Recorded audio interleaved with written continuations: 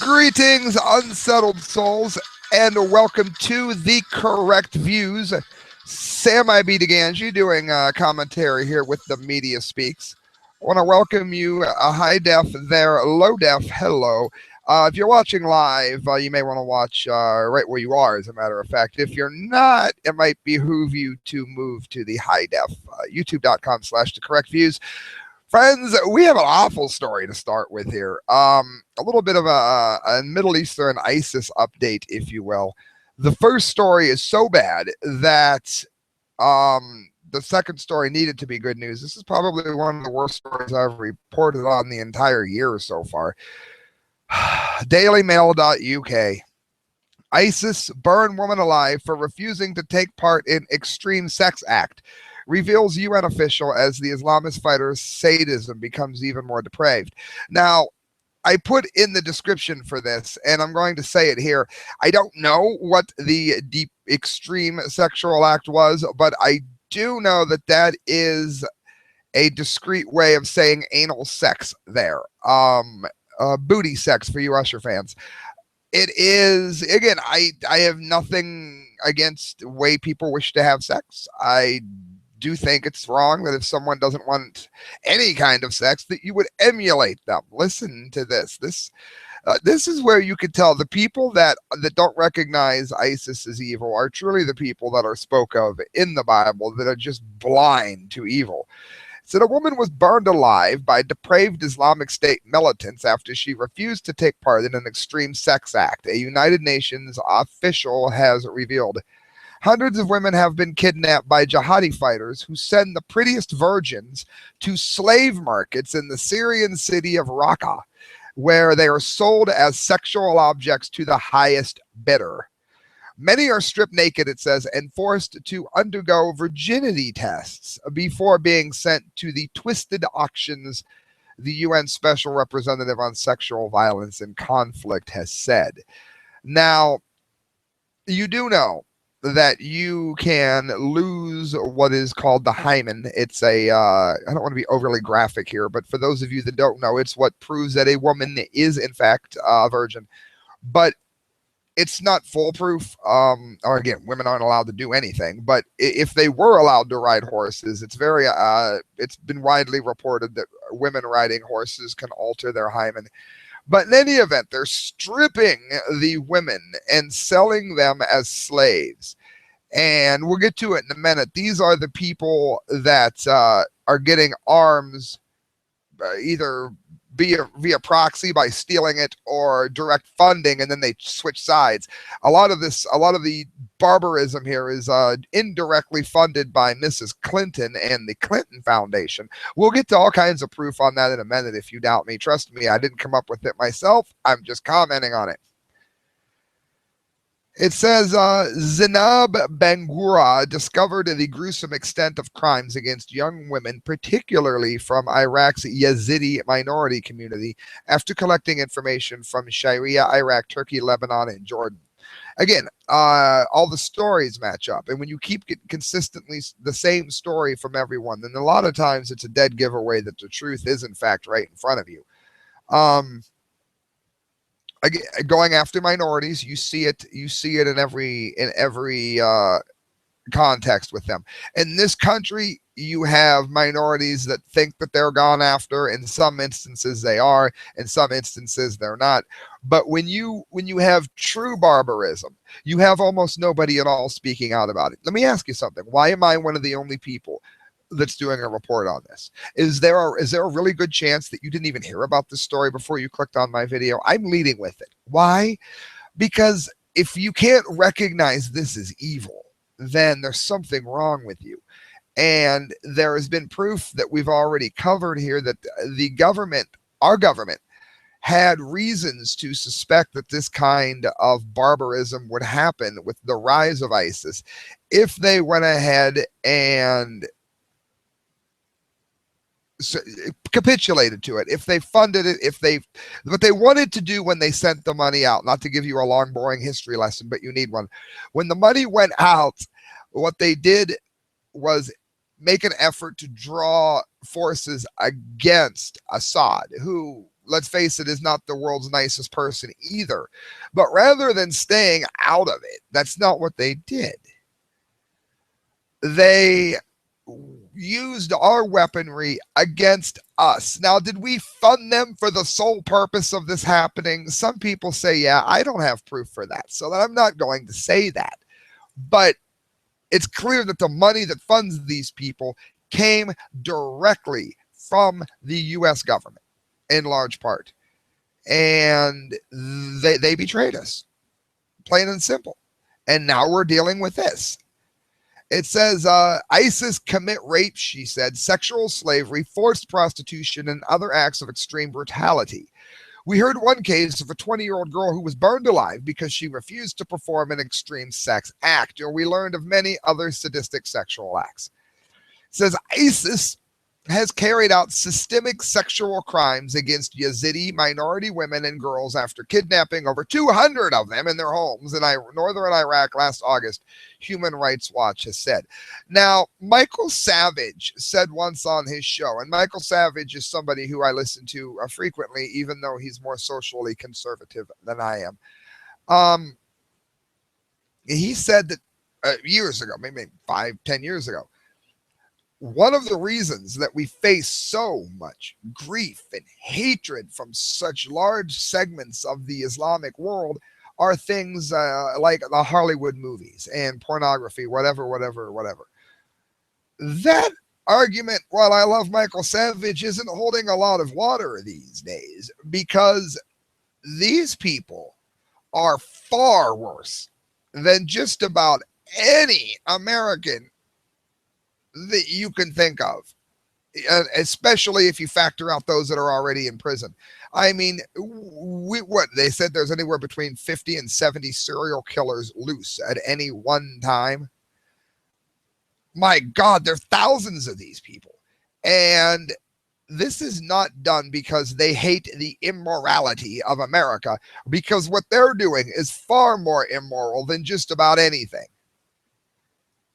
Says those considered the most beautiful are sent to Islamic State's adopted capital, where they are sold naked, the UN envoy now claims. Just put the woman up there naked and sell her as a slave.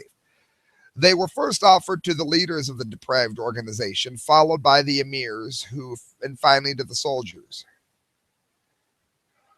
Remember the emir from the Stooges. Each buyer usually takes 3 or 4 girls and keeps them for a few months before they grow tired of them and sell them again, she told Middle East Eye. So, if a woman prostitutes herself, she's a jackal. She should be stoned. However, if you steal them, rape them, use them as much as a prostitute was used, you can sell them back into slavery, and other ISIS members will just keep having sex with them, banging away. There's nothing wrong with that. That's perfectly moral, right? But prostitution, no, terrible. Do you see... what's it called when you believe 2 contradictory things in your mind at the same time? ISIS is plagued by this. They're on a moral high horse, and they are the most immoral people that have ever walked the planet. These people are more vile than most, not all, most Nazis were. I mean, these people are really as bad, if not worse, than the average Nazi.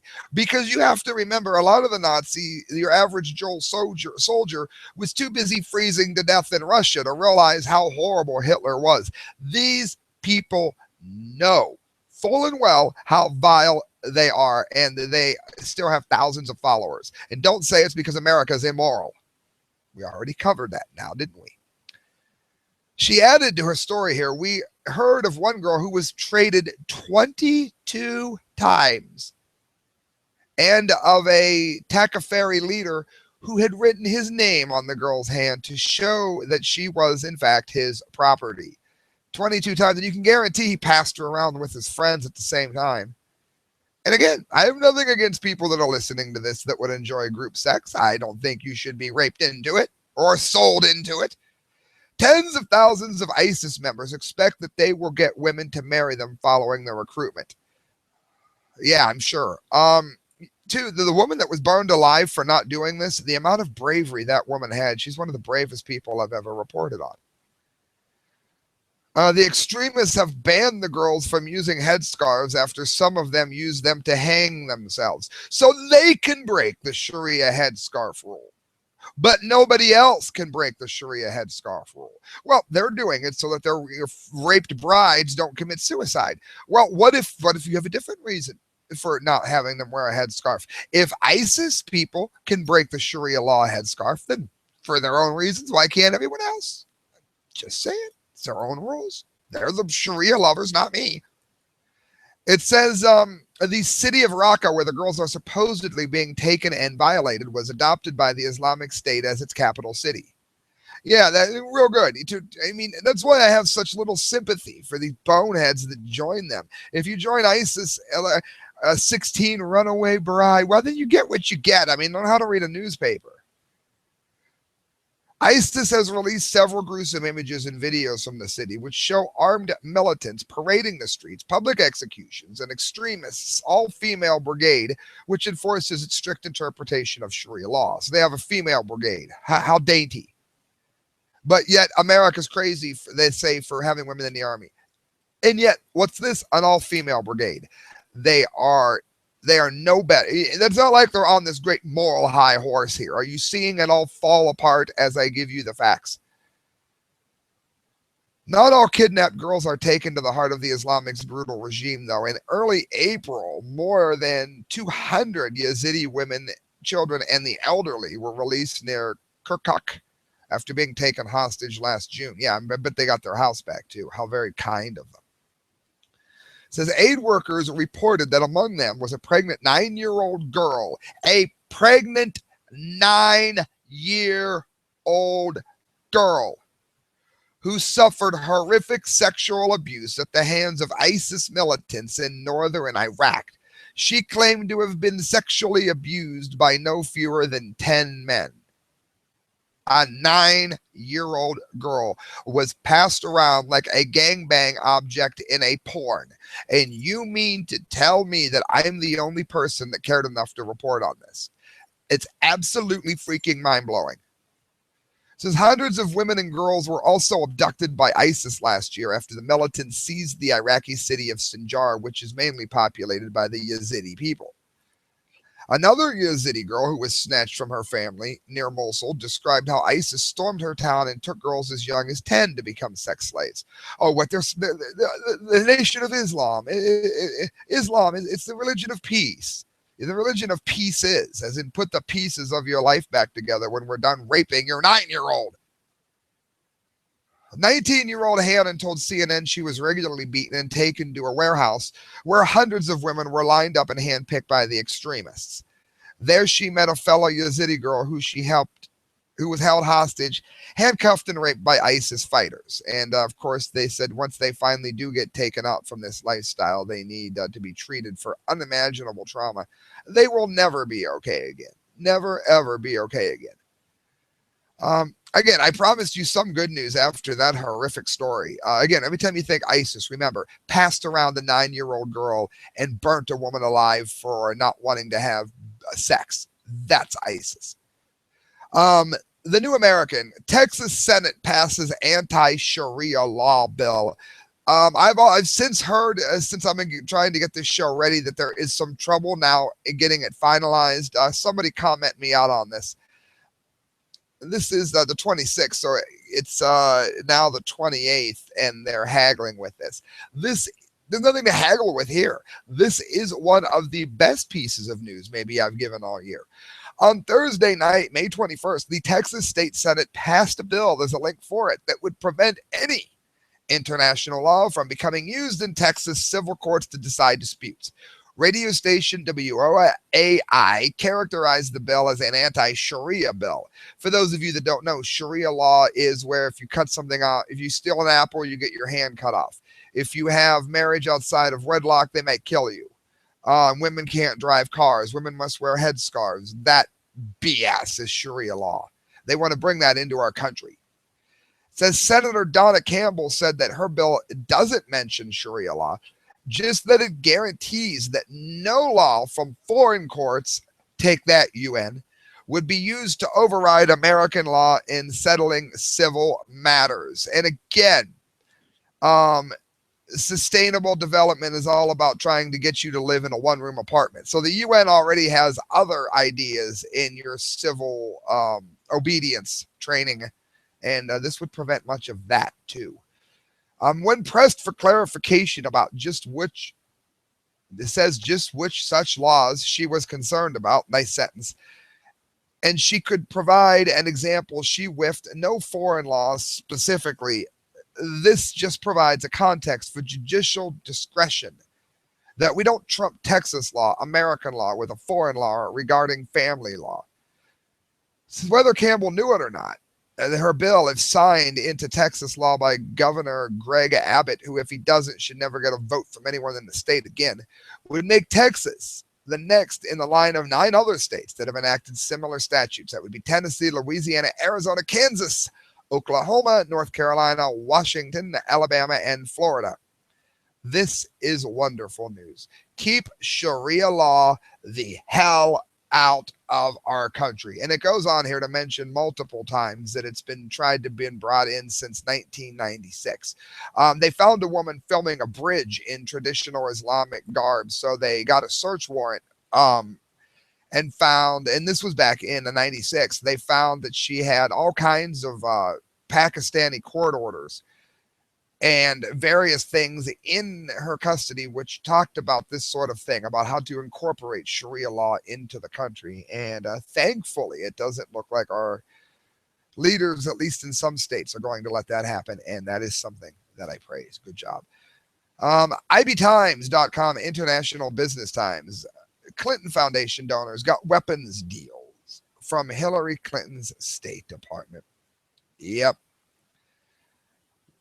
Before I get into this, let me explain to you what's happening here. You have nations like Saudi Arabia. Saudi Arabia confirmed whether 911 was an inside job or not. Confirmed most of the attackers were, in fact, Saudi. Whether or not they were paid for by the government or not.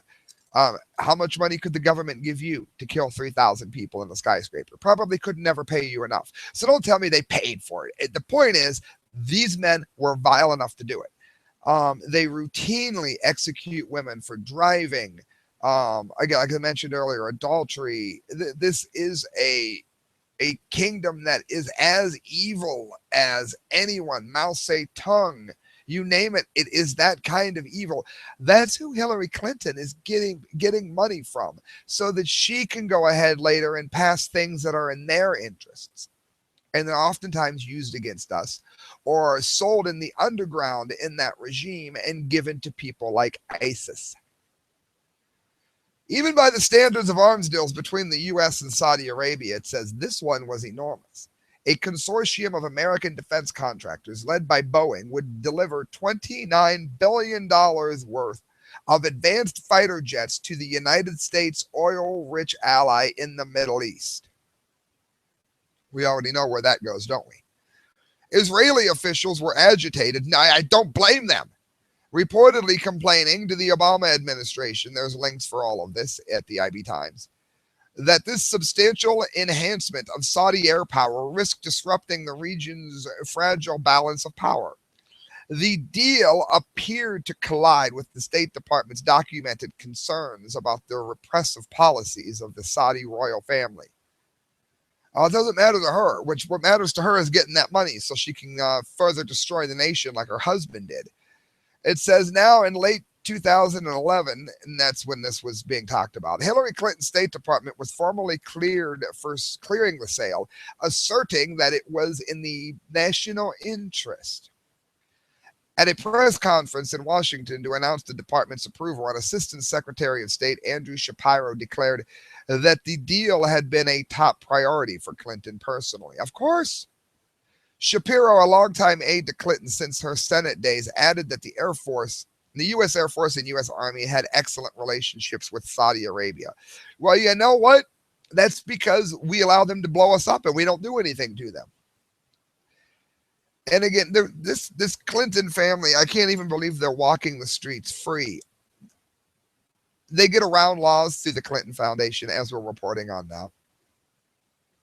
They want to go ahead and give Mrs. Clinton money, but they can't, so they'll pay Mr. Bill Clinton $500,000 to speak for a half hour, knowing full well where that's going to go. Guess what? It's perfectly legal.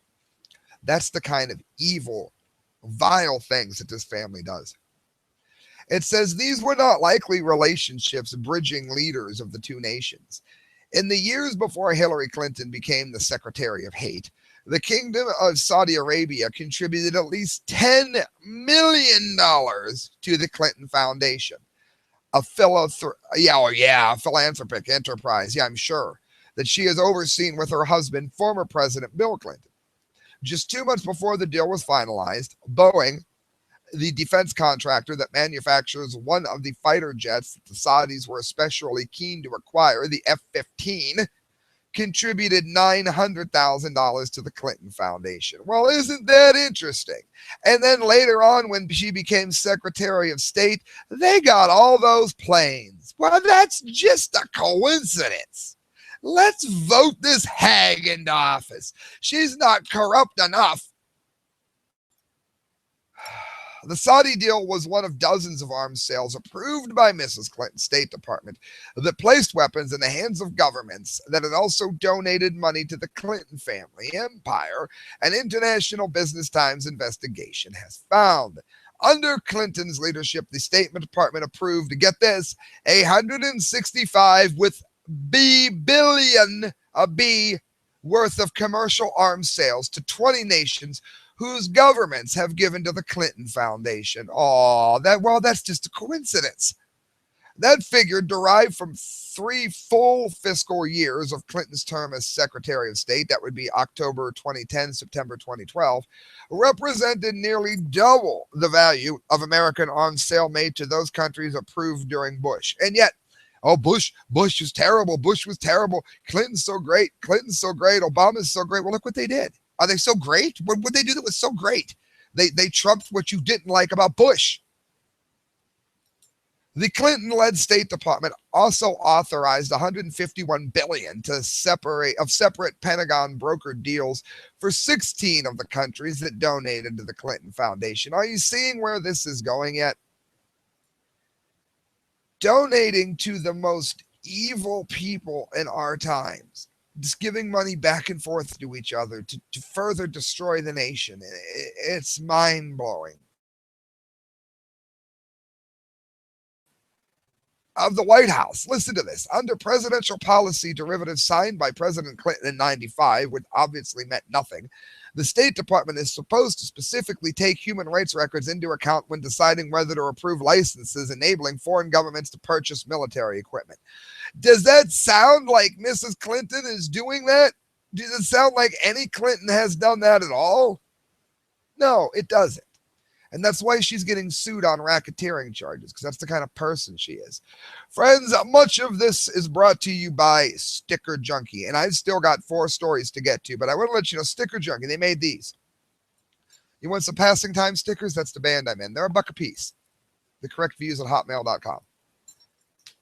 Friends, you'll get stickers that look like that by going to stickerjunkie.com. When you order, make sure you let Dave send an email. David Lake heard about it from the correct views. You're going to get an amazing deal on it, and you're going to get the best stickers you've ever seen. You don't have to be the best artist. Just give him some idea what you want, and David Lake at Sticker Junkie will swing and kaboom, knock it right out of the park. Guys, I want to get on to 2 stories dealing with the food before I get to the dumdies of the day, and these are extremely important. Very, very important. It's brought to you by Mike McLaughlin, one of the best fictional writers and poets and political ranters around today. Mike McLaughlin, MacLaughlin. 4 ingredients in 80% of processed foods that are decimating immunity, causing cancer and many other diseases. You know, I haven't eaten in like 2 days because I'm just not in the mood for anything that comes in a box. I'm like the fast food king. I really am. But at some point you get sick of it. And again, that's why I'm always railing against GMOs and all of that, is because I actually like fast food. And the fact that they're poisoning us angers me greatly. Well, there are 4 things here that if you just limit them, if you've not at all cut them out, will greatly help you. It says it's not just the high fat, salt, or sugar content of processed foods that is driving obesity and diet related illnesses. The lack of food diversity is killing our gut flora, claims one researcher. If we exclude sugar, approximately 80% of all calories in processed food come from a combination of just four ingredients. Drawing upon evidence of multiple studies, professor of genetic epidemiology at King's College, good old London, and author of The Diet Myth, Tim Spector, said that the restrictive nature of highly processed diets, which use just a few ingredients, is responsible for our microbe diversity and is making us ill. You tuned into the correct views because I'm going to make that make sense to you. You need to eat many different kinds of food because you have many kinds of good bacteria in your stomach that is responsible for the health of your entire body, including to a large degree the mind. We are pretty much only eating 4 food groups, processed different ways and put into a lot of different foods. So you think you're eating a lot of different foods, but you're really only eating 4, and it's destroying your health. It says the fact that junk food is bad for you is not news. The combination of saturated fat, which they're now not sure is so bad for you, calories makes you fat, sugar gives you cancer, chemicals likewise, and lack of fiber is an obvious signal. The lack of diversity in the diet, though, is an overlooked factor. 80% of processed food is made up of 4 ingredients: corn, wheat, soy, and meat. Were it true that these 4 foods were health-promoting, whole wheat bread munching, soy milk guzzling, cheese nibbling, and corn chip having populations would probably be experiencing exemplary health among the world's nation. Well, why is America doing so sick? It says to the contrary, despite the massive amount of calories ingested from these purported health foods, we are perhaps the most malnourished and sickest people on the planet today. My Christelle is 26 and she talks like she has the body of a 90-year-old woman. We went to 9 Inch Nails. She stood for the mosh pit. I moshed in the mosh pit. Her legs were sore. Mine were not. I'm 42. I eat horrible. I really do. But I take vitamins, and I'll tell you one thing I don't do. I'll take a few hits now and again, but I don't smoke cigarettes. And I think that's a huge one. And I've seen studies where if you mix the chemicals that are in cigarettes with the chemicals that are active in these processed foods, you can bring yourself all kinds of terrible things. It says the average American adult is on 12 prescribed medications, and that's obviously how diseased we are, and maybe brainwashed too.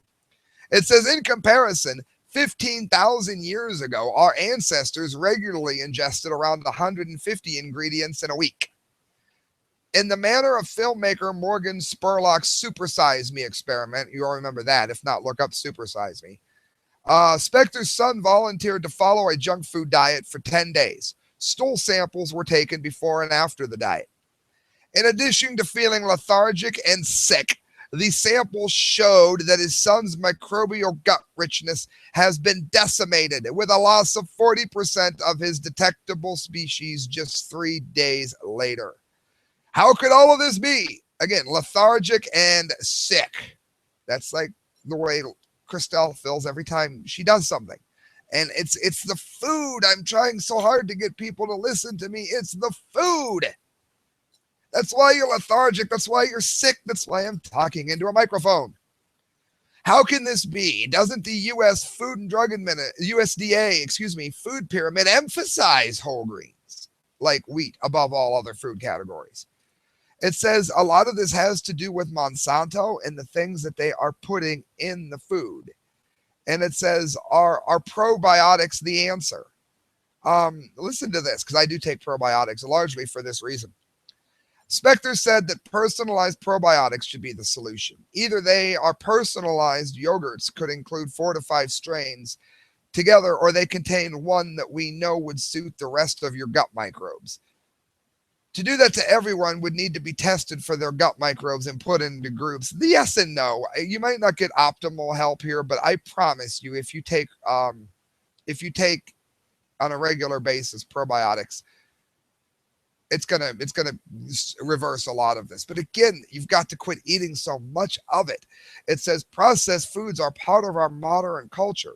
So companies can help consumers by reducing the energy density, fewer calories per 100 grams, including vegetables, fruits, or whole grains where possible, and boosting the fiber content. If you're having trouble with bowel movements, well, I'm not going to get into that, but try getting some fiber. Try getting rid of the damn processed foods for a little while. And again, I'm the wrong person to be giving this speech, but at the same time, I see people do so much worse. I mean, I might eat some fast food. I see people, and God, I love her. Christelle will buy these, it's fake chicken, something that once resembled a brownie, genetically modified corn, and BPA ridden plastic. She will nuke it and eat it on a regular basis. And I just cringe.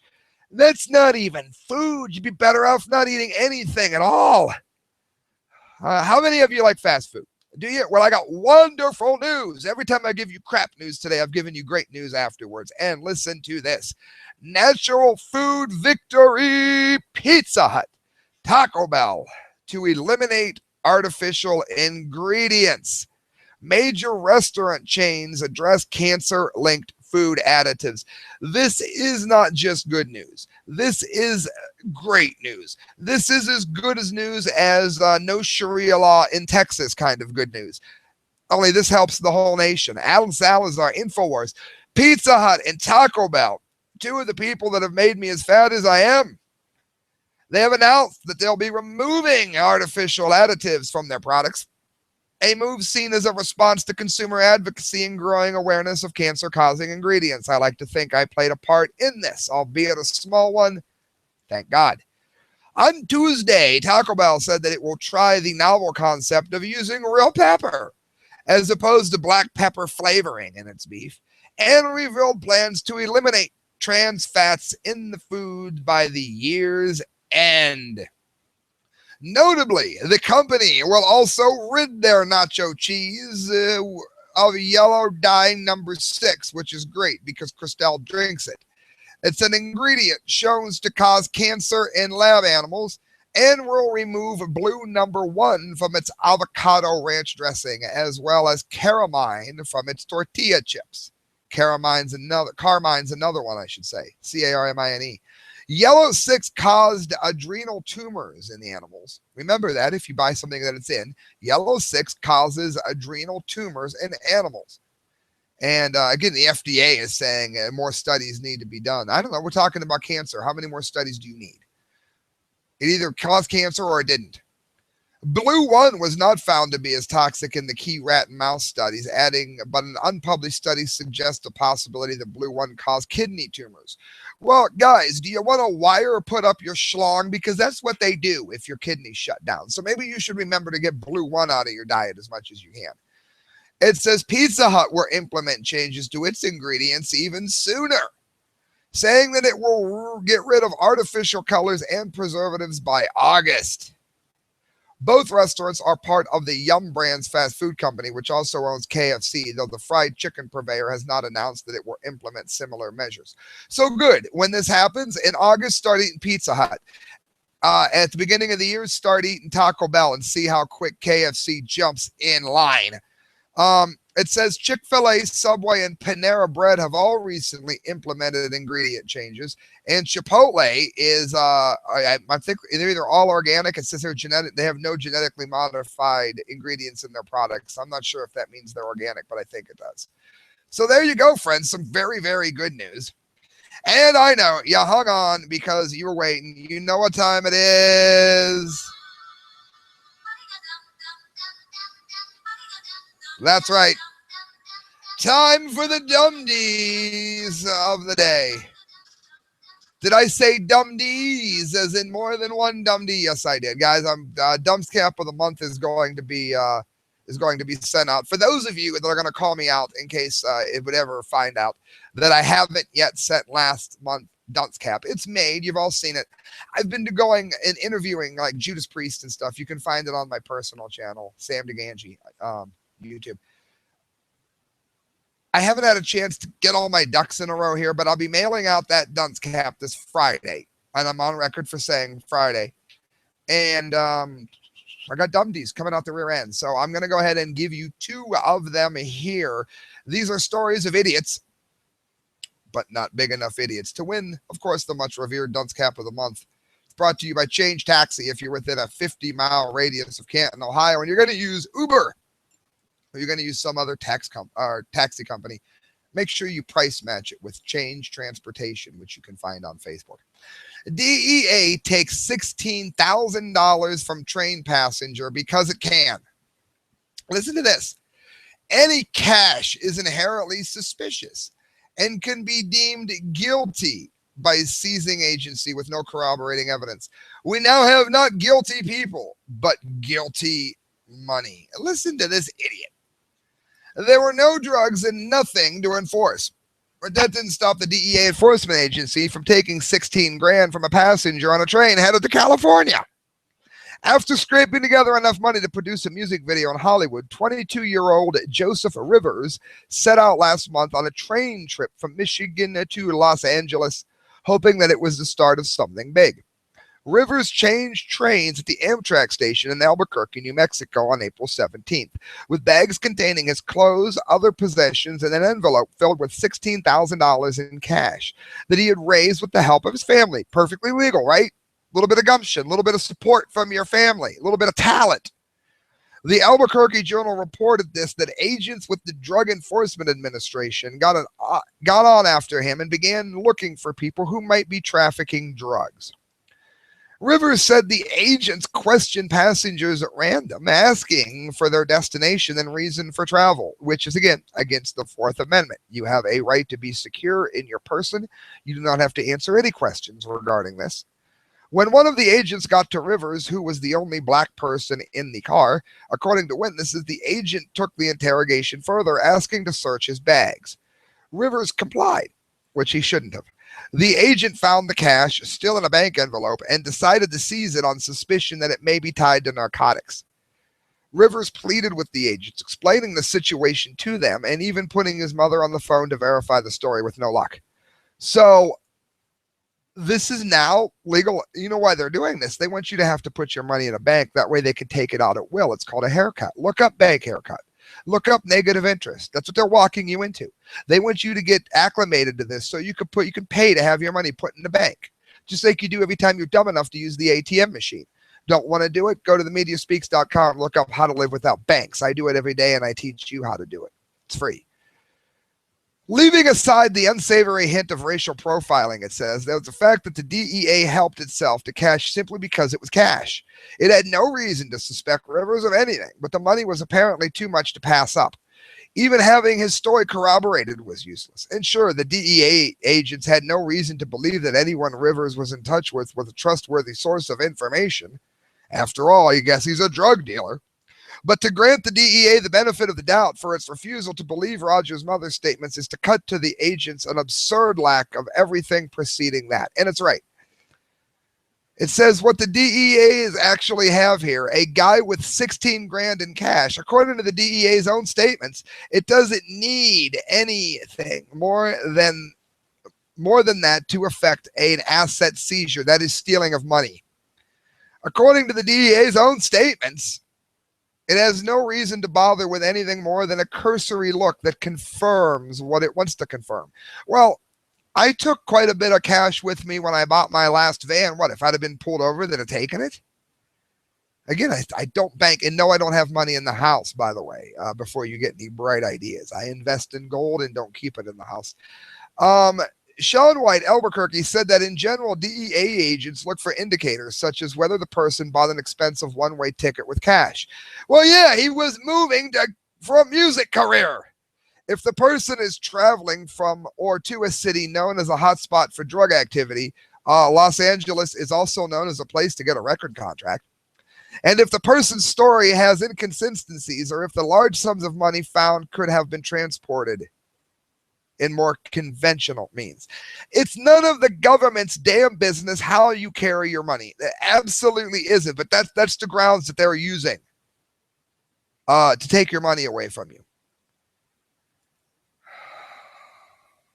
I got to find this direct quote here that's just absolutely ridiculous. So it said, boom, there's your problems, or rather Rivers' problems, is that the money is presumed to be guilty. Listen to this. As if on cue, the DEA, who won the Dum-Dee today, is completely unaware of the level of scrutiny and negative public opinion centered on asset forfeiture. That means that people don't like you taking the money. He delivered the most tone-deaf talking point ever. We don't have to prove that a person is guilty, Waite said. It's that the money is presumed to be guilty.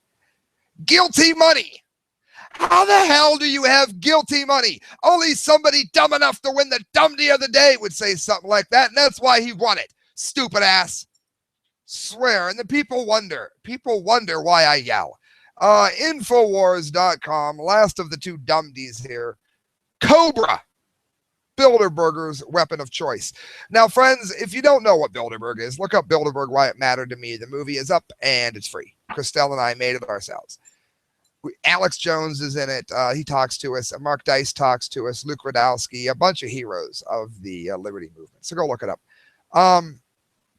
In a nutshell, Bilderberg is a illegal, according to the Logan Act, look it up too, an illegal meeting of power brokers and the leaders of the nation to talk about things without any documentation or press coverage, which of course is illegal according to many points of the Constitution.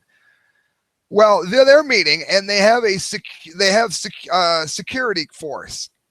They're known as Cobra. Now I know that Cobra and G.I. Joe is fake comic books. I'm well aware of that. But the people putting this together are roughly my age. And anybody even close to my age is well aware of who Cobra is. And you would hope that anybody that is putting together something like a Bilderberg meeting would be well aware that they are already looked at as terrorists in the broad sense of the word as they use it. They are very dirty people to begin with. So you're going to let them be guarded by Cobra. Listen to this. The Bilderberg Group will reconvene in 2015 with their corporocratic mixer focusing on the unified geodepression strategy at the opulent Interpolen Hotel. Oh, Buffy, we're staying at the Interpolen Hotel. It's in the Austrian mountain near Telfs. In a press release, the Austrian police revealed security for the confab, and it will be in operation from June 9th to June 14th. A statement from the Minister of the Interior notes that in conjunction with German police, extra special police forces known as Cobra will be called in to operate security during the gatherings.